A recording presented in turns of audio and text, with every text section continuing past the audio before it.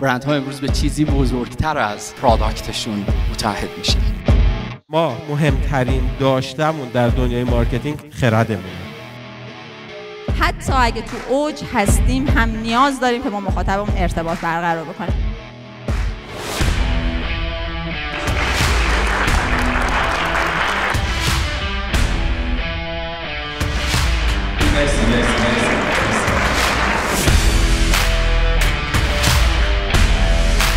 رویدادهای مثل آمبیانس رویدادهای مهمی هستند به خاطر اینکه داده‌هایی به اشتراک گذاشته میشه ممکنه که دوره‌های آموزشی در دست ما نباشه.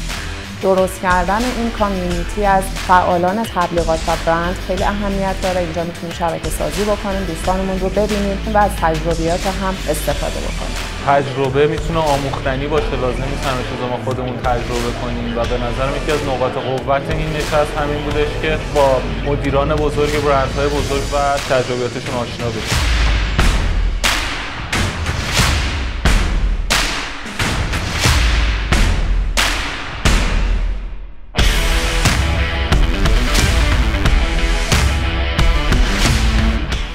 ایونت خوبی بوده، هم دیروز هم امروز.